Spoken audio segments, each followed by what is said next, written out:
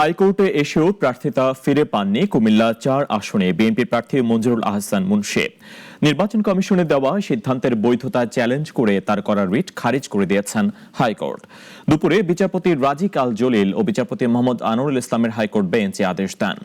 এর আগে ১৯ জানুয়ারি প্রার্থিতা ফিরে পেতে হাইকোর্টে রিট করেন তিনি। পরে ২০ জানুয়ারি রিটের শুনানির জন্য বুধবার দিন ধার্য করা হয়। এদিন হাসনাত আব্দুল্লাহ বলেন, ব্যাংক লুটেরা ঋণ খেলাপিদের দেশের মানুষ প্রত্যাখ্যান করেছে। ব্যাংক লুট করে কেউ সংসদে যেতে পারবে না। এদিকে হাইকোর্টের রায়ের বিরুদ্ধে মঞ্জুরুল আলম মুন্সী আপিল করবেন বলে জানা গিয়েছে। ৮ তারিখেই উনি ডিফল্টার ছিলেন। ডিসেম্বরের ৮ তারিখে যদি ডিফল্টার থাকেন তাহলে ২৯ তারিখে উনি ডিফল্টার হিসাবেই বিবেচিত হবেন। ২৯ তারিখে ডিফল্টার হিসাবে যেহেতু বিবেচিত হওয়ার কথা, ২৯ তারিখে ওনার নমিনেশন ডেট সাবমিশনে আইন অনুসারে ইলেকশন কমিশন এটাকে বাতিল করেছে। রিটার্নিং কর্মকর্তা কেন বাতিল করতে পারে নাই?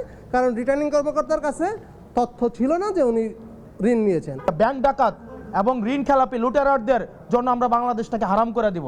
তারা শুধুমাত্র নির্বাচনের সময় তারা মূলত তারা বিদেশি নাগরিক। অনেকে আছে বিদেশি নাগরিক, শুধু নির্বাচনের সময় দেশে আসে সুসময়ের পাখি হিসেবে, যদি উত্তর দক্ষিণ হয় তারা আবার বিদেশে চলে যায়।